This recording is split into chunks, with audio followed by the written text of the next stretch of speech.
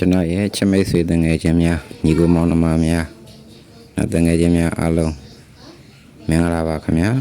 ASM Basic Electronic Projects ကနေပြီးတော့ပြန်လဲကြိုဆိုပါရစေဒီတစ်ခါမှာတော့ကျွန်တော်တို့ဒီ electronic ကိုဝါဒနာပါတဲ့သူတွေเนาะပြီးတော့အပြောင်းရန် circuit ကလေးတွေနောက်ကိုယ်တိုင်ဆောက်လုပ်နေတဲ့မိတ်ဆွေတငယ်ချင်းညီကိုမောင်နှမတွေအတွက်အင်မတန်မှအသုံးဝင်တဲ့အကြောင်းအရာလေးတစ်ခုကိုမျှဝေပေးသွားမှာဖြစ်ပါတယ်။ခေါင်းစဉ်ကိုတော့ကျွန်တော်က homemade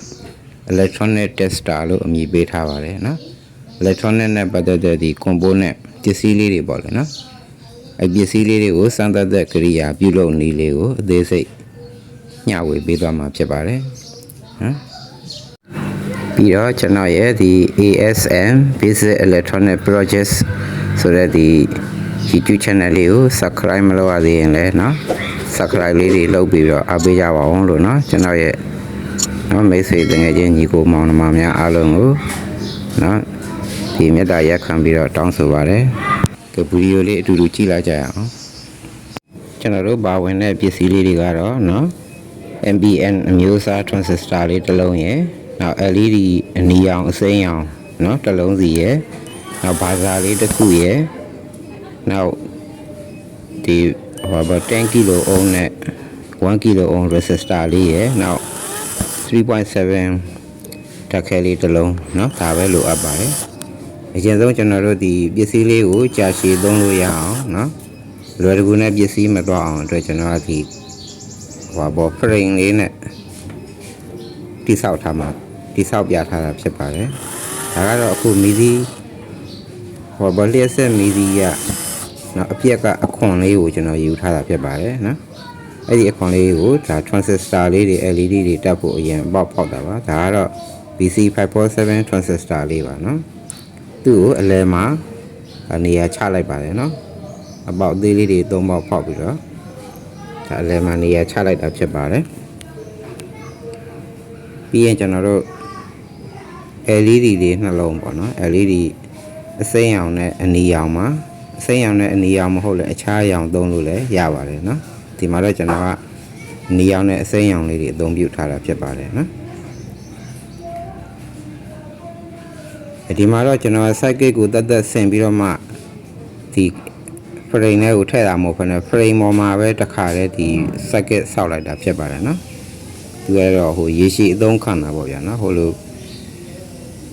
circuit လေးဆောက်ပြရုံနဲ့မဟုတ်ဘဲနဲ့တကယ်အသုံးပြုလို့ရမယ်နောက်တာရှည်ရေရှည်အသုံးပြုလို့ရအောင်ပြုလုပ်ပြထားတာဖြစ်ပါတယ်နော်ဒီ transistor ကိုအလဲမှာထားပါတယ်နော်လက်ဝဲဘက်မှာတော့လက်ဝဲဘက်မှာကျွန်တော်တို့အစိမ်းရောင်မီဒီလေးထားပါတယ်ညာဘက်မှာတော့နော်အနီရောင်မီဒီလေးထားတာဖြစ်ပါတယ်ဒီ cycle စင်ပုံစင်လေးကတော့ဒီကျွန်တော်တို့ဒီ transistor ရဲ့နော် transistor ရဲ့ collector ကိုနော်အစိမ်းရောင်မီဒီရဲ့အနှုတ်ငုံနဲ့ဆက်ပြီးတော့နော် transistor ရဲ့ emitter ကိုတော့အနီရောင်မီဒီရဲ့အနှုတ်နဲ့ဆက်မှာဖြစ်ပါတယ်ပြန်ပြောပါမယ်နော်ဒီ transistor ရဲ့ collector ကိုနော်အစိမ်းရောင်မီဒီရဲ့အနှုတ်နဲ့ဆက်ပြီးတော့ transistor ရဲ့ emitter ကိုတော့အနီရောင်မီဒီလေးရဲ့နော်အနှုတ်ငုံနဲ့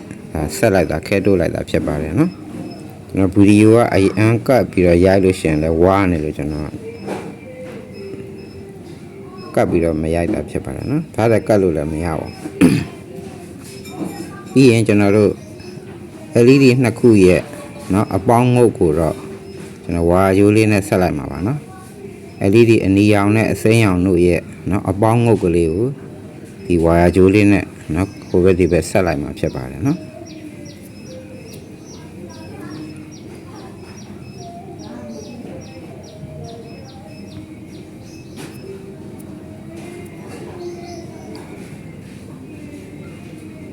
ကင်မရာမကောင်းလို့နည်းနည်းဝါးတာကိုတော့နည်းနည်းလေးသိခံခွင့်လုပ်ပေးဖို့เนาะကျွန်တော်တငယ်ချင်းတွေကိုမြတ်တာရက်ခံပါတယ်ဒါလေးကတော့ကျွန်တော်တို့10 kilo ohm resistor လေးပါเนาะ10 kilo ohm resistor လေးကဘယ်နေရာမှာဆက်မလဲဆိုရင်ဒီ transistor ရဲ့เนาะ base နဲ့ emitter ကြားကိုဆက်မှာဖြစ်ပါတယ်ပြန်ပြောရမယ်ခင်ဗျာဒီ resistor 10 kilo ohm လေးက transistor ရဲ့နော် base နဲ့ emitter ကြားကိုဆက်တာဖြစ်ပါတယ်နော်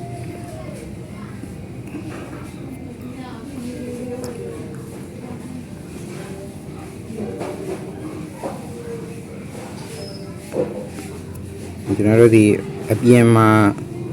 ဒီဖရိတ်မပါပဲဆင်တယ်တော့နည်းနည်းလေးဒါ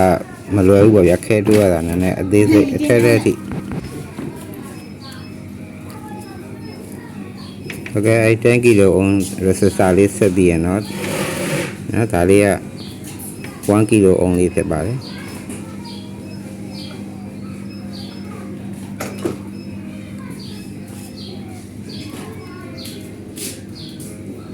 1 kilo ohm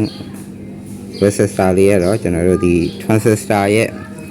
base ကိုဆက်ထားမှာဖြစ်ပါတယ်နော်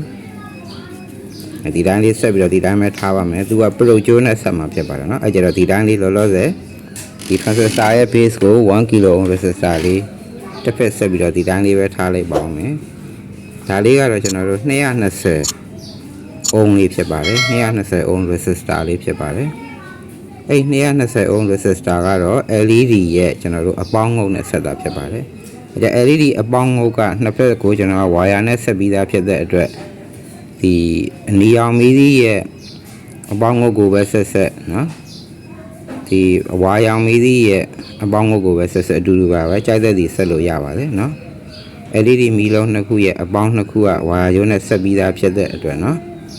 ဘယ်လိုဆက်ရပါတယ်ဒါလေးကဘာသာလေးဖြစ်ပါတယ်နော်ဘာသာကိုတော့ကျွန်တော်ကဒီ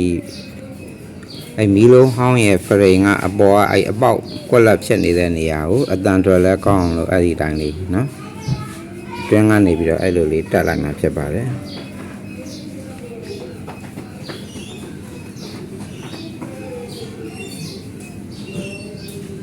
ဒီမှာလဲဘာသာလေးကပြုတ်ကြမသွားအောင်နော်ဒီဟွာလေးနဲ့ကော်ချောင်းလေးနဲ့ပေါ့နော်ကော်ချောင်းလေးမီးရှို့ပြီးတော့ကော်ချောင်းလေးနဲ့ကတ်လိုက်မှာဖြစ်ပါတယ်နော်ဟုတ်ကဲ့ဒါကတော့နော်ဘာသာလေးပြုတ်ကြမသွားအောင်နော်ကော်ချောင်းလေးနဲ့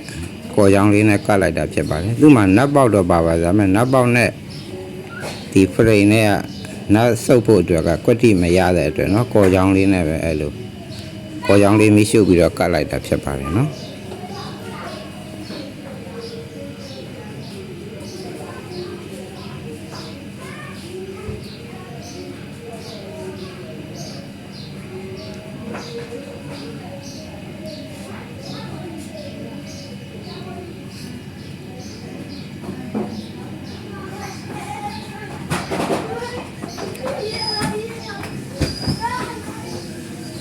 ပြီးရင်ဒီဘာသာလေးရဲ့နော်ဘာသာလေးရဲ့ဝါယာကြိုးလေးကိုဆက်တော့မှာဖြစ်ပါတယ်ဒီဘာသာရဲ့ကျွန်တော်တို့အပေါင်းငုတ်ပေါ့နော်ဘာသာရဲ့အပေါင်းငုတ်ကခဏက LED ရဲ့နော်အပေါင်းငုတ်နဲ့ဆက်ရုံပါပဲကြိုက်တဲ့ LED ကိုသွားဆက်လို့ရပါတယ်နော်ဘာသာရဲ့အပေါင်းငုတ်အနီရောင်ဝါယာလေးကိုတော့ကျွန်တော်တို့ LED ရဲ့အပေါင်းငုတ်နဲ့ဆက်တာဖြစ်ပါတယ်နော် LED အပေါင်းမှာကြိုက်တဲ့ LED ကိုတွားဆက်လို့ရပါတယ်နော် LED ရဲ့အပေါင်းနဲ့ဆက်လိုက်တာဖြစ်ပါတယ်နောက်တစ်ခါဒီဘာသာလေးရဲ့အနက်ရောင်ကျိုးနော်အနှုတ်ငုတ်ကလေးကိုတော့ကျွန်တော်တို့ transistor ရဲ့နော် emitter နဲ့ဆက်ရမှာဖြစ်ပါတယ်ပြန်ပြောပါမယ်ခင်ဗျာဘာသာရဲ့အနက်ရောင်ကျိုးအနှုတ်ငုတ်ကလေးကိုတော့ကျွန်တော်တို့ transistor ရဲ့နော် emitter နဲ့ဆက်လိုက်တာဖြစ်ပါတယ်ဒါကတော့ကျွန်တော်တို့ 3.7 ဓာတ်ခဲလေးဖြစ်ပါတယ်เนาะဒီ circuit လေးအလုပ်လုပ်ဖို့အတွက် power supply အနေနဲ့เนาะဒါ 3.7 ဓာတ်ခဲလေးအသုံးပြုထားတာဖြစ်ပါတယ်ဒီမှာတော့ကျွန်တော်တို့ဒီ power ပေးဖို့ရအတွက်เนาะဒီဓာတ်ခဲကိုကျွန်တော်ဝါယာကြိုးလေးနဲ့အရင်ဆက်လိုက်ပါမယ်เนาะဒီဓာတ်ခဲလေးရဲ့အပေါင်းဘက်ကိုတော့ဒီပန်းရောင်ကြိုးလေးနဲ့ကျွန်တော်ခဲထုတ်လိုက်ပါတယ်ဒီဓာတ်ခဲလေးရဲ့เนาะအနှုတ်ဘက်ကိုတော့ကျွန်တော်တို့ဒီအဖြူရောင်ဝါယာကြိုးလေးနဲ့အသုံးပြုတာဖြစ်ပါတယ်ဒါဆိုရင်ဒါ power supply ပေးဖို့လဲဓာတ်ခဲလေးဝါယာကြိုးနဲ့ဆက်ပြီးပါပြီပြီးရင်ကျွန်တော်တို့ဒီပစ္စည်းလေးရပေါ့နော် လုတ်လေးထက်မှအဆင်ပြေမှာဖြစ်ပါတယ်ဟိုလိုဆိုရင်ဒီ circuit ကအမြဲတမ်း run နေလို့ရှိရင်ကျွန်တော်တို့ဒီဓာတ်ခဲကခဏလေးအားကုန်သွားမှာဆိုလို့ဒီကိုသုံးတဲ့အခါမှပဲဖွင့်လို့ရအောင်လို့နော်ခလုတ်လေးထည့်လိုက်မှာဖြစ်ပါတယ်နော်ခလုတ်ကလေးခလုတ်ကလည်းမျိုးစုံရှိပါတယ်နော်ကြိုက်တဲ့ခလုတ်အဖွင့်ပိတ်လုပ်လို့ရတဲ့ခလုတ်ထည့်လို့ရပါတယ်နော်ဒါကတော့ကျွန်တော်သုံးမဲ့ခလုတ်လေးပါနော်ခလုတ်လေးနဲ့ခလုတ်မှာပါတဲ့ငုတ်ကလေးနဲ့ကွက်တိဖြစ်အောင်အပေါက်လေးနှစ်ပေါက်အမှားတော့သူက4000လေးဖောက်အောင်မှာပေါ့ဗျာကျွန်တော်4000ဖောက်ဖို့ကျတော့အစမပြေလို့မို့ဒီတိုင်းပဲအောက်ကငုတ်လေးနှစ်ငုတ်ကိုပဲဒီအပေါက်လေးနှစ်ပေါက်ပဲစူးသွားလေးနဲ့ဖောက်လိုက်တာဖြစ်ပါတယ်နော်လှလှပပလေးဖြစ်ချင်တော့ဒီခလုတ်ပုံစံမျိုးလေး4000လေးဖောက်ပြီးမှထည့်ရင်တော့ပိုလှတာပေါ့နော်ပြီးရင်ဒီခလုတ်ကိုလည်းကျွန်တော်ဝါယာလေးဆက်ပါမယ်နော်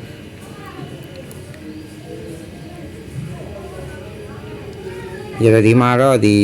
ပစ္စည်းလေးကိုအဖွင့်ပိတ်လုပ်ဖို့အတွက်နော်ဒီခလုတ်နဲ့ဒီ circuit ကြားမှာဝါယာကြိုးလေးအနှဲငယ်လိုမှာမို့ကျွန်တော်ဒီခလုတ်ကိုဝါယာလေးအရင်ခဲတိုးလိုက်ပါမယ်နော်ဒီအဖြူခလုတ်ကိုတော့ဒီအဖြူရောင်ကြိုးလေးသုံးထားပါတယ်အမှန်တော့ကျန်တဲ့ကြိုးလေးတစ်ကြိုးကတော့ခုနကဓာတ်ခဲကကြိုးလေးပြန်သုံးလို့ရပါတယ်နော်ဓာတ်ခဲကအမှန်ကအတွင်းနဲ့ထက်မှာဆိုတော့အဲ့ဒီကြိုးလေးကိုပဲပြန်ဖြုတ်ပြီးတော့ခလုတ်ကိုအရင်တိုးလိုက်ပါမယ်ဒါမှခလုတ်ကအပေါ်ကနေထည့်ရမှာဆိုတော့လေဝါယာခလုတ်ထည့်ပြီးမှတိုးလို့ရှိရင်ခလုတ်မှာပါတဲ့ငုတ်ကလေးအတူတူလေးဆိုတော့ခလုတ်တက်ပြီးမှခဲတိုးလို့အဆင်မပြေလို့ပါကျွန်တော်ကအရင်ဆုံးခလုတ်ကိုဒီဝါယာကြိုးလေးအရင်ခဲတိုးလိုက်တာပေါ့နော်ပြီးရင်ဒါခလုတ်ကလေးကိုဒါကိုဆင်တဲ့ပစ္စည်းလေးဖရိတ်မှာဒါနေရာချတက်ဆက်မှာဖြစ်ပါတယ်ဒါထည့်လိုက်ပါပြီနော်ခလုတ်လေးတက်လိုက်ပါပြီဒါကိုသုံးညင်တဲ့အခါမှာခလုတ်လေးဖွင့်ပြီးတော့ဒါသုံးလို့ရပါတယ်နော်သူကဒီခုဆင်းနေတဲ့နော်ဒီ tester လေးကနော်ပစ္စည်းတော်တော်များများနော်စမ်းကြည့်လို့ရပါတယ်နော်ကျွန်တော်ဗီဒီယိုအရန်ရှည်သွားမှာဆိုလို့ဒီပထမပိုင်းလေးကိုဒီမှာပဲရလိုက်ပါမယ်နော်ကြံရှိတဲ့ဒီ circuit စင်ပုံစံလေးနဲ့စမ်းသပ်ပုံနော်အပိုင်းနှစ်ကလေးကိုနောက်ရက်တွေမှာဆက်လက်ပြီးတော့တင်ပြပေးသွားမှာဖြစ်ပါတယ်နော်ကိုယ်စိတ်နှဖျားကျမ်းမာချမ်းသာကြပါစေခင်ဗျာ